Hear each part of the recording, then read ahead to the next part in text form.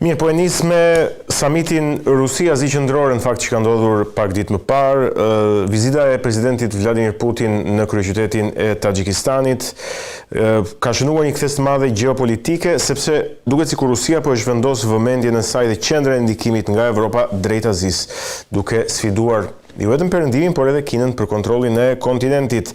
Apo rilind ndikimi, po themi, kontinental rus në Azi dhe një front i ri i përplasjes, po themi, gjeopolitike? Atëherë, javën e kaluar më saktë, midis të mërkurët të premtes, në Dushanbe të Taxhikistanit është zhvilluar samiti Rusia-Azi qendrore, i cili ka përfshirë Federatën Ruse dhe 5 republika i sovjetike të Azisë qendrore, të Kazakstanin, Uzbekistanin, Kirgistanin, Taxhikistanin dhe Turkmenistanin. Njëkohësisht ka shënuar edhe me samitin e Komunitetit të Vendeve të Pavarura, hapësirës post-sovjetike, që u zhvilluan të dyja në ditë në kohë. Pra flasim veç Rusisë dhe këtyre 5 republikave që unë sapo përmenda, janë edhe Bielorusia, Azerbajxhani dhe Armenia. Pra ka qenë një simpozium i madh, le të themi, një konsil i madh i shumicës së republikave i sovjetike. Kjo ka qenë një thjesht një summit që koincidoi në dy evente të mëdha, që ishte Commonwealthi dhe Rusia-Azi qendrore. Po ka qenë edhe një ekspansion i madh, aktualisht i diplomacisë ndë qeverisë ruse drejt Azis, në fokus në Azinë qendrore dhe lindjen e largme, dhe Afganistani. Në të njëjtën kohë, samiti ka provuar atë që Rusia nuk është tërhequr nga ky rajon, ka provuar që Rusia është prezente në mënyrë të fortë dhe nuk ka ndërmend të tërhiqet prapa, pasi ky rajon jetë dyshej si kopshti i Rusisë ose vija mbrojtëse e Rusisë, kundrejt kërcënimeve që vijnë nga Kina, ndoshta jo shalati i saj, nga Afganistani, që është një territor i paqëndrueshëm, dhe nga Islami radikal, që suportohet nga grupe të ndryshme në Iran, Pakistan e të tjerë. Pra se një lloj bariere për Rusinë, nuk është thjesht një rajon strategjik, ekonomik ose historik, kulturale të tjera.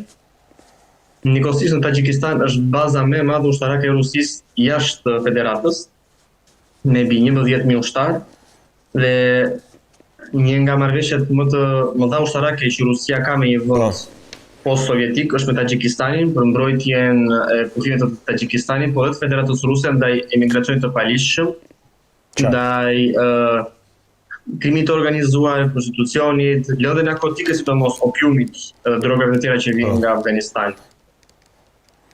Samiti ka treguar edhe një herë faktin që Rusia po kërkon në çdo mënyrë, me thënë, në anën diplomatike, flasim sigurisht, dhe me ofertat e mëdha që ka treguar i punësimit, i ekonomisë e të tjerë, dhe lidhjen e fortë që këto vende kanë me Rusinë, pasi le të kujtojmë këtu që shumica prej këtyre vendeve, një pjesë më e të GDP-së tyre kanë prej Federatës Ruse. Pra Taxhikistani, Kirgistani, Turkmenistani të tjerë kanë nga 20 deri në 40% të GDP-së tyre me të ardhurat që vijnë nga emigracioni që këto kanë në Federatën Ruse. Vetëm Taxhikistani ka 1.6 milion emigrantë në Rusi.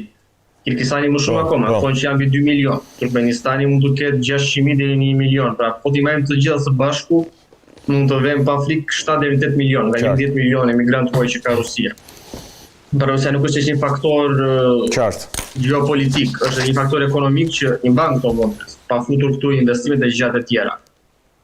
Gjatë samitit u diskutuan shumë tema, ku dy më kryesore qenë lidhja e mëtejshme ekonomike me Rusinë nëpërmjet tubave të rinj të përsërisjes së gazit që do të ndërtohet, domos një investim i madh është ai i detit Kaspik, i cili supozohet të ndërlidh Turkmenistanin, Kazakstanin dhe Rusinë dhe të shkojë deri në Iran. Më pas vijnë investimet e tjera ekonomike që Rusia i zhvillon në këto vende, duke ndihmuar ekonomitë e tyre, po gjithsesi duke forcuar depozitetet e saj, pasi këto vende janë shumë të pasura me minerale, me pasurinë toksore. Po shumë të varfëra për t'i zhvilluar ato në mënyra moderne, ose nuk kanë industri, nuk kanë facilitetet, nuk kanë shumë gjëra që devojite, nuk ditë e sot. Nuk mjafton thjesht ta nxjerrësh bruto e ta dërgosh jashtë, pasi kjo është minus në koston e fitim.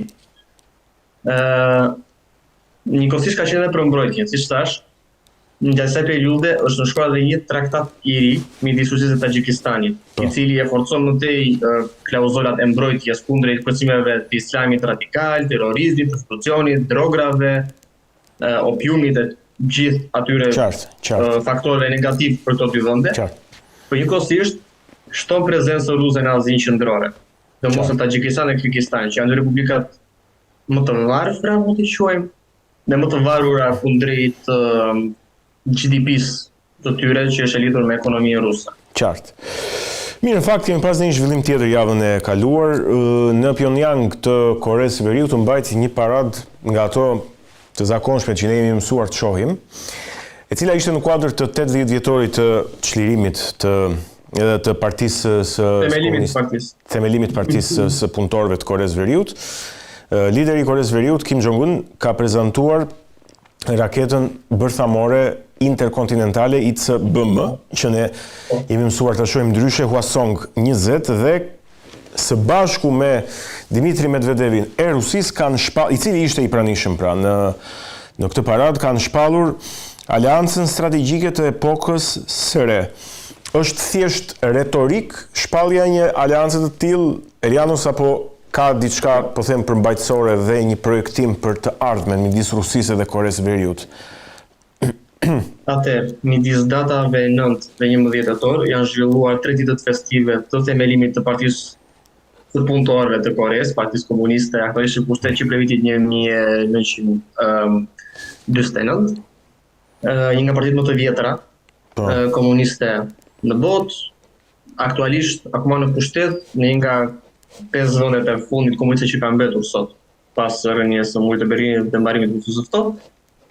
Ajo që ka bërë përshtypje ka qenë prezenca e delegacionit shumë të madh rus, e përbërë kryesisht ose kryesuar nga ish-presidenti Dmitri Medvedev, njëkohësisht që është kryetari i Partisë Rusia e Bashkuar, Единственная Россия, që është në pushtet ose partia zyrtare e presidentit Putin, dhe njëkohësisht pjesëtar ose zëvendës kryetar i Këshillit të Sigurisë ruse, ose Këshillit të Sigurisë që ata i quajnë në kuadër të operacioneve speciale ushtarake ose luftës në Ukrainë, që ne jemi ndryshe. Ai ka marrë pjesë në delegacion shumë të madh politiko-kulturor, nga të cilët mund të përmendim sekretari i Këshillit të Përgjithshëm të Rusisë, Partisë Rusisë së Bashkuar, zoti Vladimir Yakushev, zëvendës kryetari i parë i Këshillit të Federatës Ruse, Aleksandr Koslov, ministri i punëve të brendshme, mjedisore natyrore dhe pasurive minerare, ka pasur dhe pjesë nga shumë ansamble kulturore dhe këngëtar të njohur të muzikës moderne ruse, siç është Ndjes Shaman, i cili është këngëtari vetëm evropian, i cili ka mbajtur 2 koncerte në muzikë moderne në Korenë e Veriut. Në datën 9 është zhvilluar koncerti i dytë në një nga teatret kryesor të Pyongyang. Njëkohësisht, siç e thatë edhe juve, gjatë paradës, përveç delegacionit rus do të theksojmë që ka qenë edhe kryeministri kinez, edhe kryetari i Partisë Komuniste të Vietnamit. Bashkë me delegacione tjera nga Laosi, Kuba, vendet mike socialiste ose të botës, një quajmë botë e tretë, lidhje së pa angazhuar të vendeve. Jesërishme? Ska gjë. Një nga faktorët kryesor të paradës është që kjo paradë nuk ka qenë thjesht me zbulimin e raketave të reja interkontinentale balistike Hwasong-20, të cilat paraqesin një zhvillim të madh të teknologjisë raketore të Koresë së Veriut, pasi këto raketa kanë një fuqi shtytëse mbi 1900 kuaj, ato mund ta prekin territorin amerikan. E veçantë natyrisht ato nuk janë raketa të masive, po janë raketa të shpërbërshme, nëse mund ta quajmë kështu. Pra janë raketa që duke arritur objektivin e tyre, shpërthejnë pas shpërthimit kryesor në disa dhjetra raketa të vogla, ose mini raketa që ne i quajmë, të pa dallueshme nga radarët, është shumë të vështira për t'u hequr, për t'u eliminuar, që të cilat përbajnë mbushje bërthamore. Pra është një taktik pak a shumë që u përdor dhe në Bosnjë, në kohën e luftës së Jugosllavisë, me raketa të vogla, me mbushje të vogël bërthamore, atomike, uraniumi të tjerë, të cilat akoma ndihen sot në Bosnjë. Ndërsa kësaj është paraqitur edhe fakti i modernizimit të ushtrisë së Koreas së Veriut, një ushtri që e cila përshtyta është më e aftë për të matur me ato të Koreas së Jugut, Japonisë, ose Shtetet e Bashkuara, që janë disa nga fuqitë më të mëdha aziatike ose të dislokuara, siç është Shtetet e Bashkuara në Korenë e Jugut.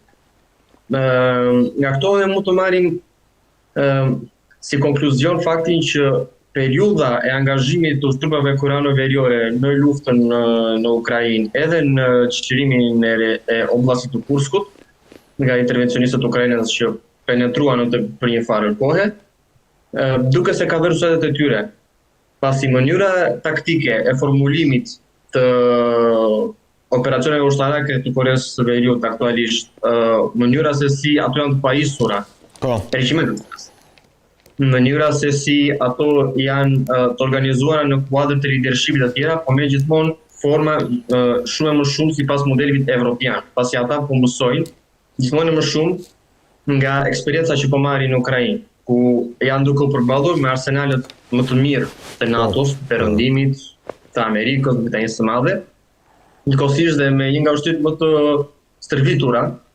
në botë aktualisht, që është ushtria ukrainase, e cila sërritet prej gjeneralëve komandante nga Perëndimi, kryesisht nga Britania e Madhe, Norvegjia, Franca e të tjerë.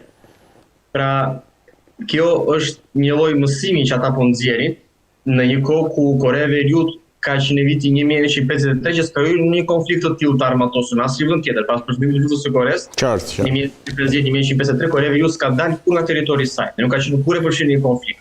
As Republika Popullore e Kinës, pra është që na duket madhështore me arsenalet e saj dhe vërtet që ka numrat, ka teknologjinë të tjerë.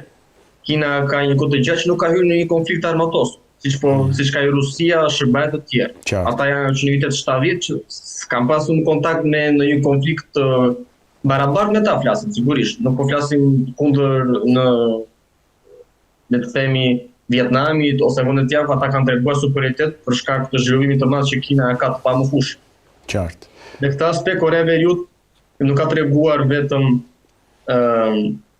muskujt, le t'i quajmë, ose zhvillimin e saj teknologjik, por ka treguar edhe faktin që Korea e Veriut nuk është më ai vendi i cili ne gjithmonë në Evropë kryesisht me fotollok kemi buizuar, kemi sharë, jemi treguar të ashpër me të diktaturë, një mbeturinë staliniste që mbahet me ndihmat e Kinës ose të Rusisë, pasi aktualisht sot, unë e them të nga pikëvështrimi polak, koreano-veriorët janë në Evropë, janë 12.000 trupa të ushtrisë së rregullt koreano-veriore dhe mbi 100 general që sot ndodhen në Kursk dhe në Donetsk, në Ukrainë. Po nëse do të shikojmë në hartë, në mapet të tjerë, distancën midis kufijve është diku te 5 orë, nëse ta marrim, ose le të themi 600 kilometra. Qartë. Pra koreano-veriorët janë brenda sot në Evropë, janë 600 kilometra nga kufiri i Bashkimit Evropian ose kufiri i NATO-s.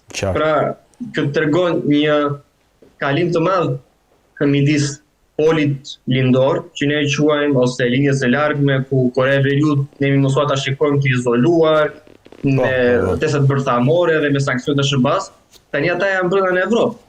Janë pak a shumë në dyert të Evropës, nëse Ukraina nesër do të kolapsohet, siç gjëja duket se po shkojnë në këtë pikë. Koreano-veriorët nuk do t'i ndalonte gjë që të shtyheshin më para, të vazhdonin të shkonin nesër patrullat koreano-veriore në kufirin polak.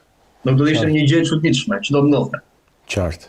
Në këtë aspekt, një nga pikat e tjera më fort interesante ka qenë fakti dhe një shtimit të prezencës së Kinës, jo vetëm në Korenë e Veriut, në parat, ku Kina mori pjesë në një delegacion njëkohësisht të madh, kryesisht politik, ku ka qenë fakti i gjatë takimit të Komonwealthit të vendet të pavarura në Tagjikistan, është hedhur ideja e mbërtuar sidomos nga presidenti bielorus që organizata e Bashkimit të Shangajit, zyrtarisht një krijim i politikës kineze, një brez, një rrugë, i cili synon të lidh gjithë rrugën e Mëndafshit së bashku, të hapi tregjet, mënyrat e komunikimit, transport, turës të tjerë, të bëhet pjesë si observator në komunitetin e vendeve të pavarur.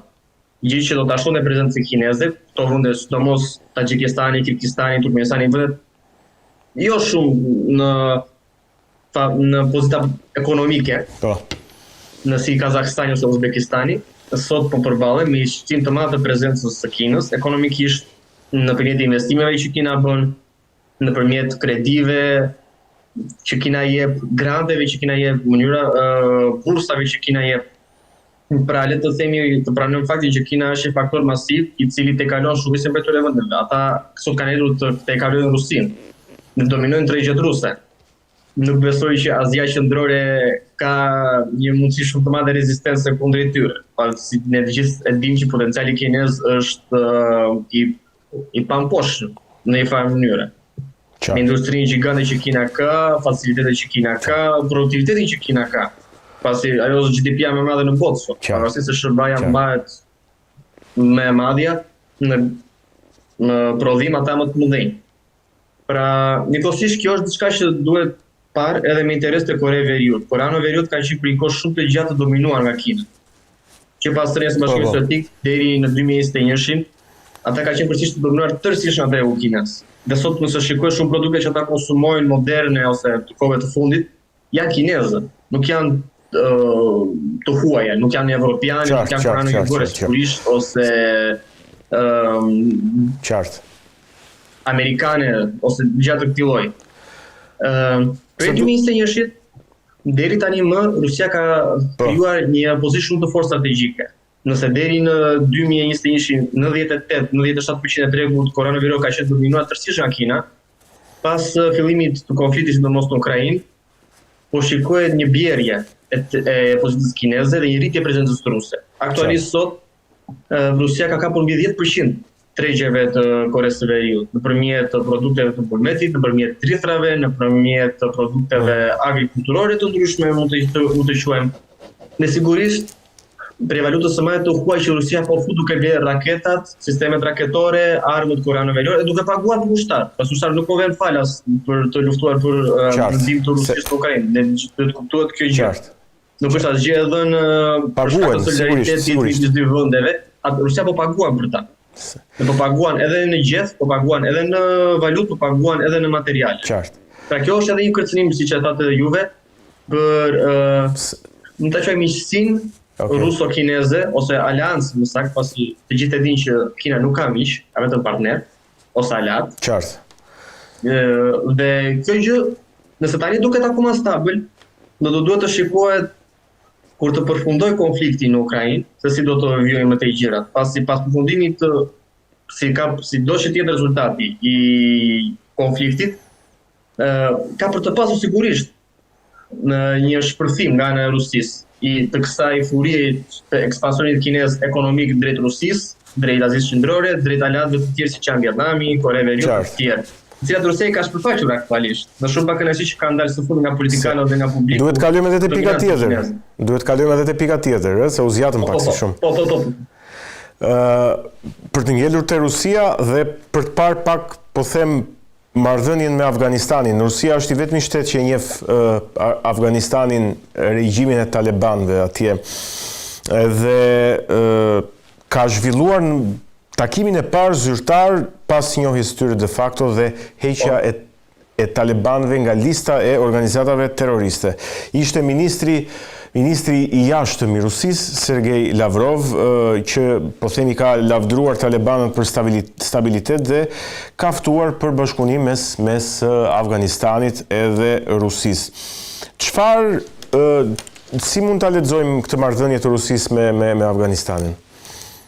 Atëherë, gjatë zhvillimit të samiteve në Dushanbe të Tagjikistanit, vetë festimeve në Penjan të Koreas së Veriut, në mos u zhvilluar dhe një samit shumë i rëndësishëm, sa më saktë platforma e diskutimit të Moskës, nuk u quhet samit, po mund të quhet takimi i parë zyrtar midis Ministrisë së Punëve të Jashtme të Federatës Ruse, zyrtarëve shtetëror rus, edhe delegacionit zyrtar shtetëror të Afganistanit ose regjimit të ri të Emiratit Islamik të Afganistanit. të drejtuar prej talibanëve, siç e di. Rusia është vendi i parë evropian dhe perëndimor që ka njohur regjimin e ri të talibanëve ose qeverinë e re talibane. Ata janë hequr nga lista gjatë kësaj vere. Në Korikë ata janë hequr zyrtarisht nga listat e organizatave terroriste dhe janë vendosur marrëdhënie normale diplomatike.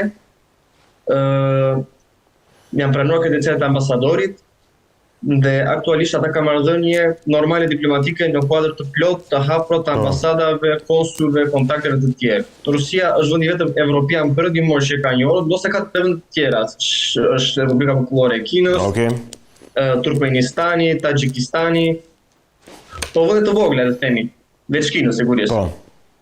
Vende të vogla rajonale kurse që ka njohur.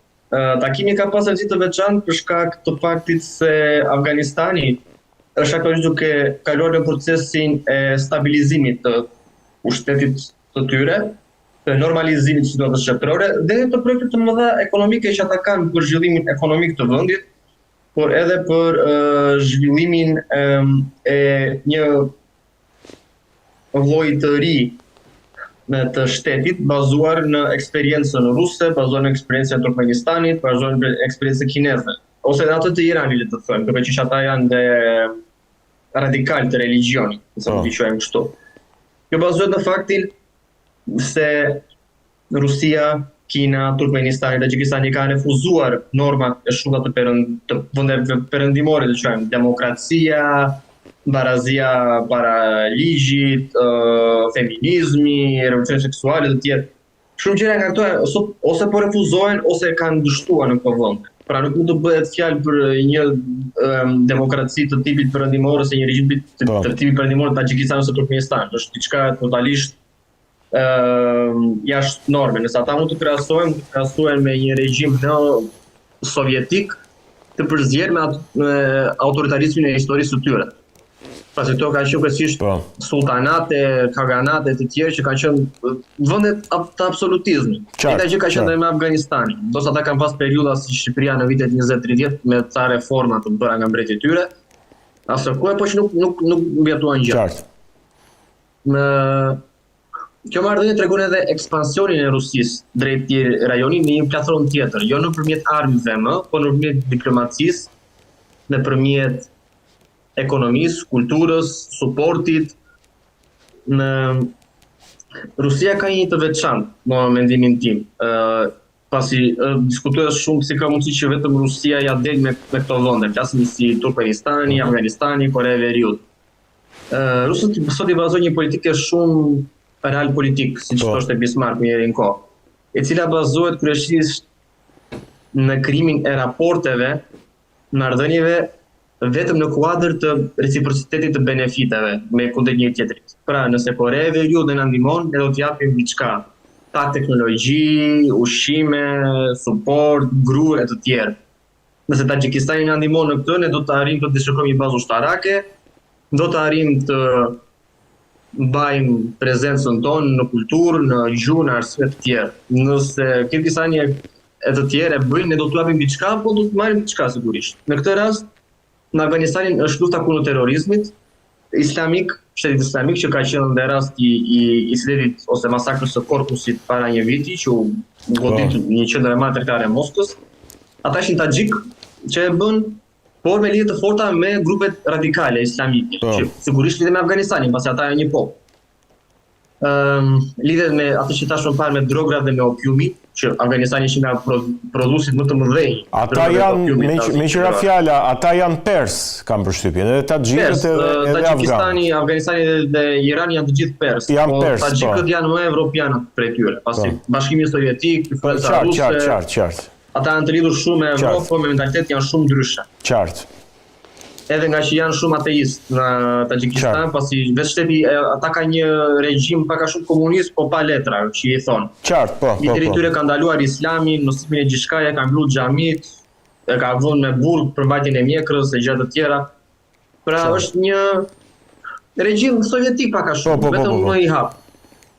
Ndërsa në Afganistan është e kundërta. Dhe për të mbajtur dhe kontrollin sigurisht, Rusia nuk kërkon që një vend islamist radikal të zgjohet dhe të mund të influencojë ç'bëri në Tagjikistan, gjatë periudhës së viteve 90, dhe më pas të vrapet në Kirgistan të tjerë, pasi Rusia ka një majoritet të madh të punëtorëve të besimit islam, diku te 10 milion prej tyre janë islamik, nga 11.5-6 milion.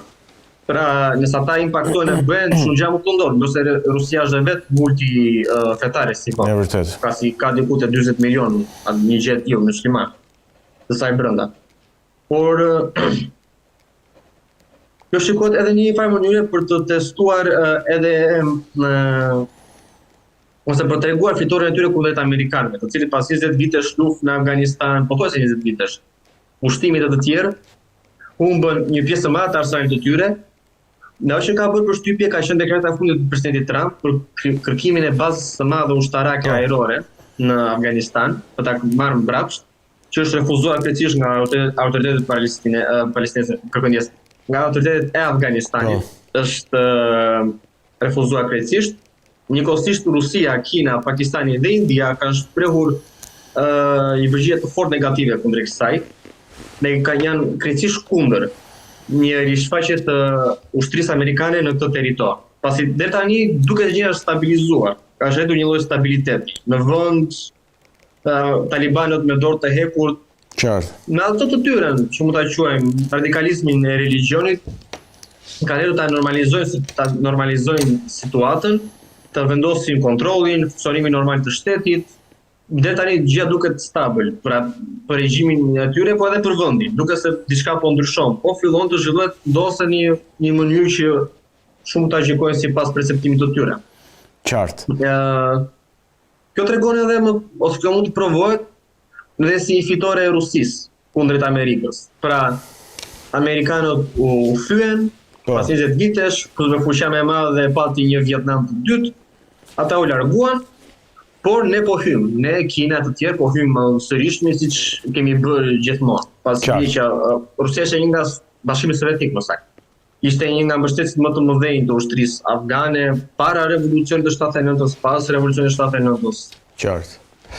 Mirë, për të kaluar edhe në një pjesë të fundit, por shumë të rëndësishme që ka të bëjë me frontin e luftës në Ukrainë, ka avancime të Rusisë në lindje të Ukrainës dhe Vladimir Putin po përpiqet që të mbajë kanalet komunikimit hapura drejt për drejti me presidentin Donald Trump, duke u përpjekur që të anashkaloj, po themi, Brukselin edhe qendra të tjera, po themi, të negocimit. Po kërkon, si thua, drejt për drejt komunikim, po nuk duket se Trumpi është kësaj here i gatshëm që t'i ofrojë këtë lloj komunikimi. Si duket situata shkurtimisht dhe në Ukrainë? Atëherë, në Ukrainë, pavarësisht bombardimeve të ushtrisë ukrainase, sulmit të rafinerive që ata i kanë bërë shumë depove rafinerive ose qendrave të prodhimeve të naftës e të gazit rus në Federatë, Rusia ka pasur një avancim shumë të madh me disa vëmbarime kyçe ose avamposte të fituara gjatë kësaj jave, një thyrje të madhe të frontit në anën lindore dhe bombardime shumë të mëdha që ata kanë zhvilluar në anën e infrastrukturës të telekomunikacionit dhe transportit të armëve, makinave të tjerë, të mos atyre kurorore, duke treguar edhe një herë që pavarësisht sanksioneve, pavarësisht presionit që po rritet gjithmonë më shumë kundrejt Rusisë, tarifave të larta, përqindjes së madhe të inflacionit, ata po vazhdojnë të përparojnë. Në një farë mënyrë, anë tjetër ata po vazhdojnë të përparojnë dhe nuk po fyen. Gjitha ato që duket sikur ata do ngatërsojnë do bëhet asnjëra asgjë nuk është e vërtetë. Në flasim me fakte në terren, pastaj se çfarë mund të interpretohet bazuar në bestime personale gjë tjetër. Por në fakte në terren ata po avancojnë. Dhe tre vëmbarime kyçe, avamposte të mëdha ushtarake janë çliruar, okupuar, mund të quhet si të dëshironi, gjatë kësaj jave. Kjo ka rritur edhe presionin nga ana amerikane për dërgimin e raketave me precizion të lartë, për distancë që mund të godasin brenda Federatës, të cilat Trumpi është duke thënë vazhdimisht, presidenti Trump duke thënë vazhdimisht ka për të dërguar nëse gjendja vazhdon në këtë lloj. Kievi është duke ushtruar shumë presion, Brukseli është duke ushtruar shumë presion te Trumpi për të marrë raketat, ndërsa Rusia po vazhdon të promovojë rrugën e diskutimit, rrugën e komunikimit të drejtë për drejtë me Washingtonin, duke mënjanuar Kievin, Brukselin, Londrën dhe të tjerë. Pasi të themi të vërtetë se si qëndron, nuk është Bashkimi Evropian ai që po e step Rusin ose Londra ose Kiev, është Amerika. Pra nëse amerikanët triqen nga Ukraina, nëse ata vinë de facto trishen, atëherë çdo gjë është e humbur. Pra se Britania dhe Franca janë fuqi atomike, vlera e tyre nuk është më e madhe për të krahasuar me vendin më të madh atomik të botës që është Rusia me 6.000-7.000 koka bërthanore. Pra nuk është se është një rrezik i madh.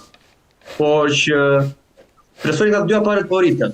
Dhe nga ana ruse sigurisht duke thënë që nëse raketat dërgohen në Rusi, me thënë për të sulmuar Rusin, atëherë fryma ose dialogu i Laskës është i mbaruar përfundimisht dhe Rusia do përgjigjet me ditë mënyrë duke shkuar aq larg sa duhet për të mbrojtur interesat e saj.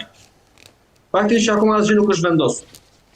Diskutimet vijojnë, akoma kanalet po mbahen të hapura, amerikanët janë duke komunikuar dhe marrin palën bieloruse, bielorusët janë duke munduar të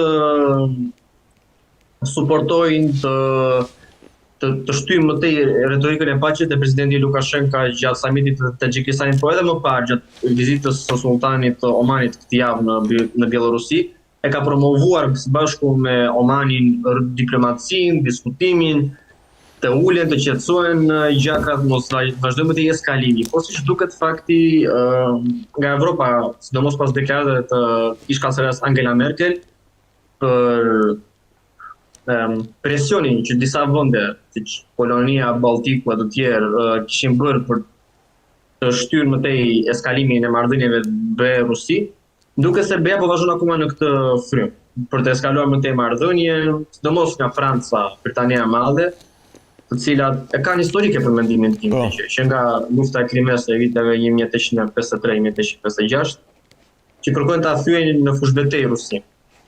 Por gjërat nuk duken më si në 1856, me sa duket, ndonse rreziku i eskalimit është shumë më. Tani mbetet për të parë nëse diplomacia amerikane dhe ruse do arritë të gjejnë një gjuhë të përbashkët.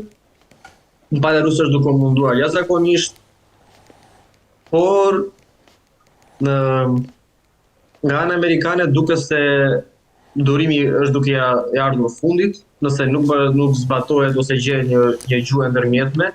Trump njëkohësisht edhe i shqetësuar për Kinën, së fundmi ditën e sotme, sipas lajmeve ai po mendon për vendosjen e sanksioneve të shumë të fuqishme kundrejt Kinës dhe ka qenë kërcënim faktin që Kina është si mund të quhet fabrika e botës, pasi ajo mund ta keq përdori këtë rol, ai ka paralajmëruar dhe mund ta përdori në benefit të saj duke bërë presione, shantazhe e të tjerë. Kështu që mbetet për të parë javët në vijim, por fakti është që akoma nuk është e qartë se si do të zhvillohet dhënia e raketave apo jo. Nëse raketat do të jepen, atë Rusia ka thënë që masat do jenë drastike nga ana e saj, duke shkuar edhe në goditje që në hyrje të territorit, të çdo lloji transporti të këtyre mjeteve, sulme kundrejt çdo kërcënimi të mundshëm, deri në përdorimin e armëve të shkatrimit në masë. Armë gjysmë bërthamore, bombat me hidrogjen. Qartë. Ne dim skenari më të keq që mund të ndodhi pastaj nëse gjërat eskalojnë deri në atë pikë.